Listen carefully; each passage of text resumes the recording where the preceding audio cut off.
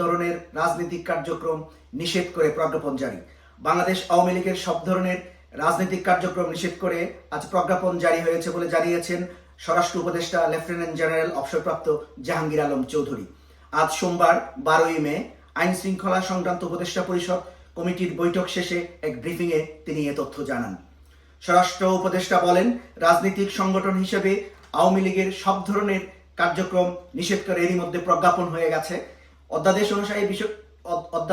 অনুসারে বিষয়টি বাস্তবায়ন করার দায়িত্ব এখন আমাদের।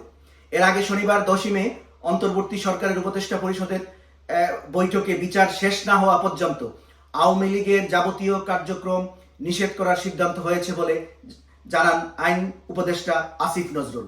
তিনি জানান, উপদেষ্টা পরিষদের এক বিশেষ বৈঠক অনুষ্ঠিত হয়। সভায় আন্তর্জাতিক অপরাধ ট্রাইব্যুনালের আইনের সংশোধনী অনুমোদিত হয়েছে।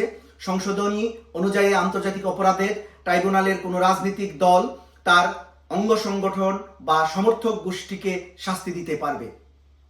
তিনি আরো জানান, উপদেষ্টা পরিষদের বৈঠকে আন্তর্জাতিক অপরাধ ট্রাইব্যুনালের বাংলাদেশ আওয়ামী লীগ ও তার নেতাদের বিচার কার্য সম্পূর্ণ না হওয়া পর্যন্ত দেশের নিরাপত্তা, সার্বভৌমত্ব রক্ষা, জুলাই আন্দোলনের নেতাকর্মীদের নিরাপত্তা এবং আন্তর্জাতিক অপরাধ ট্রাইব্যুনালের বাদী ও সাক্ষীদের সুরক্ষার জন্য সন্ত্রাস বিরোধী আইনের অধীনে সাইবার স্পেস সহ আওয়ামী লীগের যাবতীয় কার্যক্রম নিষিদ্ধ করার সিদ্ধান্ত গ্রহণ করা হয়েছে। ডিয়ার ভিউয়ার্স, আপনারা কি চিন্তা করতে পারেন, বাংলাদেশের সবচেয়ে পুরনো ঐতিহ্যবাহী দল আওয়ামী লীগ